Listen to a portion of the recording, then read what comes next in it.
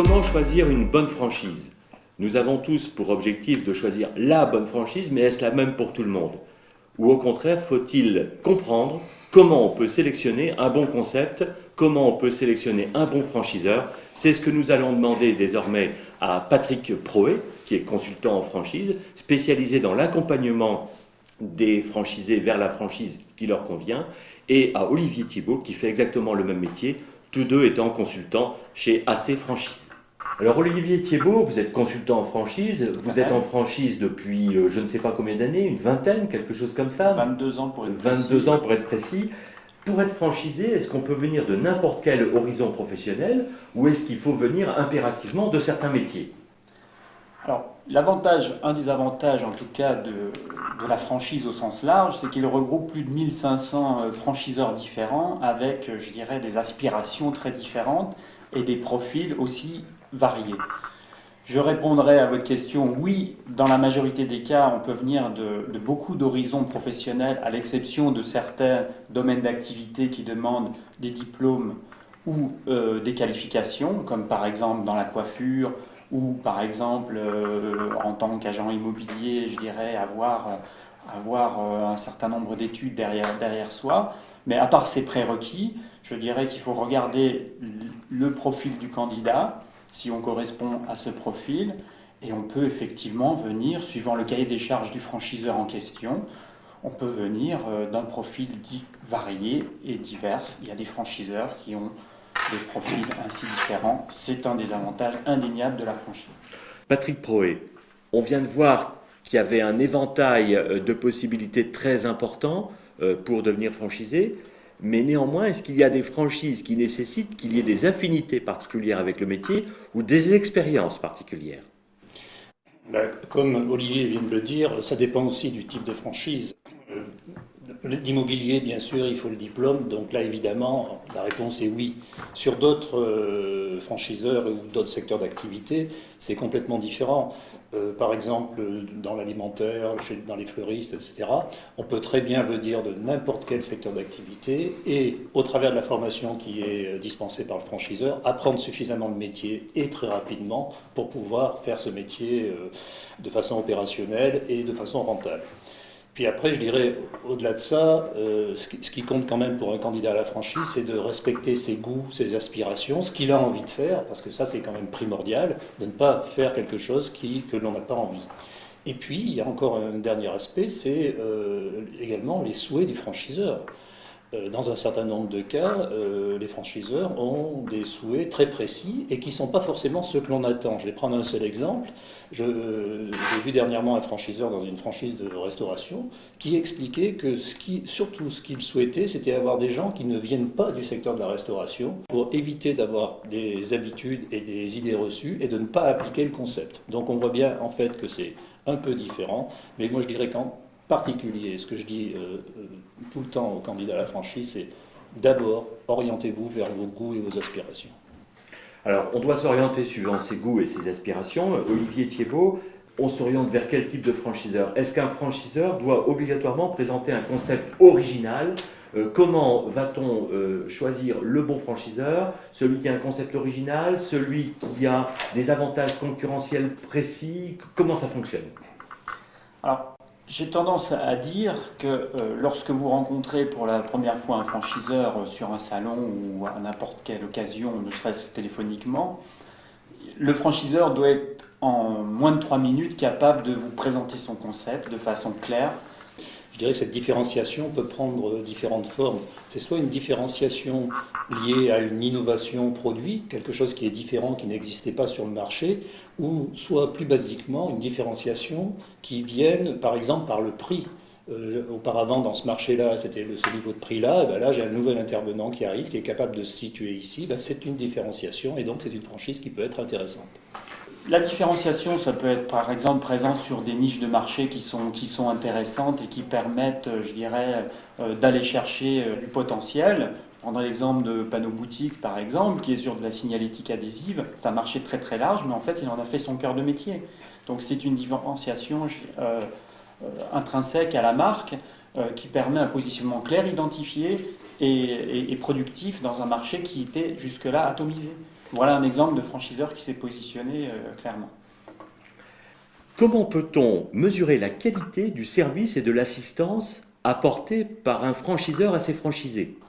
Il faut revenir aux fondamentaux, c'est-à-dire qu'au départ, si vous avez choisi, vous avez le profil pour être en association avec un partenaire, vous êtes quand même chef d'entreprise, donc en tant que tel, vous prenez vos responsabilités, mais vous bénéficiez de l'assistance, du soutien d'un franchiseur avec toutes ces différences, avec différents contrats qui sont fort intéressantes. Donc c'est très important, ce point effectivement très important dans la relation qui va s'établir sur plusieurs années et qui commence depuis le premier contact téléphonique jusqu'à la fin du contrat, voire plus au renouvellement, de bien calibrer à chaque moment de la vie de franchisé, que ce soit avant, pendant ou après l'ouverture, les différents niveaux d'assistance que doivent ou que peuvent m'apporter un franchiseur. Par exemple, des moyens, vous me demandez des moyens très simples, c'est de regarder le nombre d'animateurs que peut avoir un réseau de franchise à la disposition de son réseau, en disant j'ai un réseau en face de moi qui a 65 magasins, mais il y a, est-ce qu'il y a 0, 1, 2, 3 animateurs qui sont, je dirais, en charge véritablement d'assister le franchisé. On peut prendre d'autres exemples de recherche de locaux, de tous les aspects financiers bien entendu, de tous les aspects aussi accompagnement, que ce soit par les différentes formes, internet, animation, physique, etc. Tout ça, ça doit être là aussi objectif, quantifié et bien mis dans le temps pour voir si ça correspond à vos besoins, à vos attentes par rapport à l'enseigne en question. Et j'ajouterai un point qui est la formation. Et donc ça, c'est un point extrêmement important, c'est quelle est la formation initiale au moment où vous allez démarrer votre entreprise, et donc la formation qui peut vous être dispensée par le franchiseur, mais également quelle est la formation continue pendant toute la durée du contrat qui pourra vous être apportée sur quelques thèmes que ce soit sur la façon de manager vos employés ou de développer votre activité sur le plan commercial par exemple. Patrick Proé, pour se rendre compte de la réalité de cette assistance, est-ce que je dois non seulement interroger le franchiseur, mais est-ce que je dois aussi interroger le franchisé pour avoir une information intéressante sur la manière dont les franchisés eux-mêmes perçoivent cette assistance? C'est une question très intéressante. Je dirais que le franchiseur, il va forcément vous dire la vision qu'il a de son entreprise. Et à un moment donné, il y a quand même un aspect commercial qui rentre parce qu'il souhaite que vous veniez chez lui. Moi, je pense qu'il ne faut surtout pas hésiter à aller demander aux franchisés, et pas seulement à un seul. Demandez, lorsque vous rencontrez le franchiseur, la liste exhaustive des franchisés, et puis appelez-en certains de façon complètement aléatoire. Ainsi, vous aurez une vision la plus large possible et vous ferez une bonne idée du réseau qui vous intéresse. Patrick Proé, existe-t-il un profil idéal du candidat à la franchise? Ou au contraire, y a-t-il des tas de profils très variés, très différents qui sont possibles? Alors, je dirais que la réponse est oui ou non selon différents critères. Il y a des critères qui sont différents d'un réseau à l'autre. Par exemple, certains réseaux cherchent des gens qui sont plutôt commerçants et d'autres des gens qui sont plutôt commerciales. La différence, c'est que dans un cas, la clientèle vient chez soi et il faut savoir l'accueillir. Dans l'autre cas, il faut aller chercher du chiffre d'affaires et donc ce n'est pas tout à fait le même profil. De la même manière, dans les réseaux de franchise en général, il y a des unités qui sont plus ou moins importantes. Certains réseaux sont des unités avec 1, 2, 3 personnes, et dans d'autres réseaux, il peut y avoir des unités qui vont jusqu'à 40, 50, 60 personnes. De ce fait, le profil managérial est forcément différent. Donc là, on est bien sur ces aspects-là, sur des choses qui sont différenciantes en fonction du réseau. Au-delà de ça, il y a des aspects qui sont communs. C'est-à-dire que, par exemple, l'ensemble des franchiseurs cherchent des franchisés qui sont autonomes, mais qui en même temps ne sont pas trop indépendants, parce qu'il s'agit d'adhérer à un réseau, de respecter tous les aspects du réseau en matière de signalétique, d'image, etc. Mais quand même d'être suffisamment autonome pour pouvoir se débrouiller, entre guillemets, tout seul. Je dirais qu'un des points qui est recherché par tous les réseaux, c'est bien évidemment l'esprit entrepreneurial. Parce qu'un franchisé, ça reste un commerçant ou un chef d'entreprise indépendant. Et donc, il faut avoir cet esprit et être capable de se débrouiller tout seul pour créer son entreprise, etc. le préalable, ce qui est fort intéressant, le préalable, c'est de bien se connaître soi-même. Avant d'entreprendre une démarche, souvent moi en tant que professionnel, je dirais du rapprochement d'enseigne, je m'aperçois que les gens ont une image qui n'est pas forcément celle que j'ai perçue ou celle qui est véhiculée dans son entourage. Donc je les encourage avant d'aller faire une démarche pour savoir quel profil recherche tel ou tel franchiseur, à bien se connaître eux-mêmes et à faire cette démarche autour d'eux, en accompagnement tout simplement de leurs proches, de leurs amis, pour connaître véritablement qu'est-ce qu'ils aiment, qu'est-ce qu'ils n'aiment pas, enfin faire toute une méthodologie d'approche pour avoir un effet miroir sur leur propre personnalité avant d'aller vers ce choix qui est très important. Un bon franchiseur, est-ce que c'est quelqu'un qui se développe rapidement ou est-ce que c'est quelqu'un qui sélectionne sévèrement les franchisés? Comment on peut imaginer un franchiseur qui m'accueille à bras ouverts et qui dit je suis le profil formidable que j'attendais, comment je réagis? Ça c'est une question fréquente. Quel est le bon franchiseur? Tout le monde voudrait savoir ça. Moi je dirais que pour faire court et pour résumer, le bon franchiseur, c'est celui qui fait réussir ses franchisés et qui en est respectueux. Après, je dirais que qu'il soit important, qu'il ne soit pas important, c'est pas très important dans la prise de décision.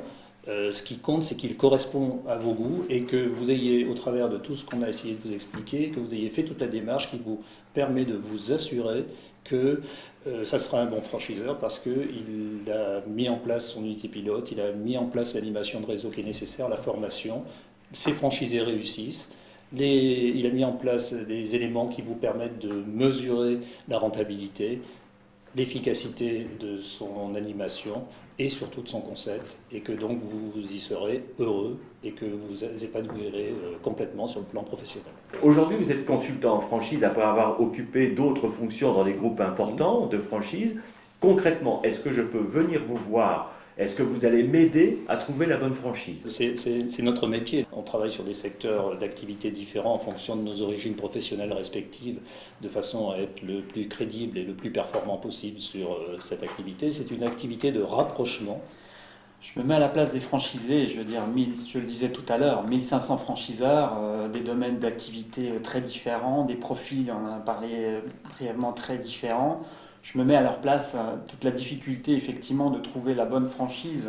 C'était la dernière question, est-ce qu'il y a une bonne ou une mauvaise franchise?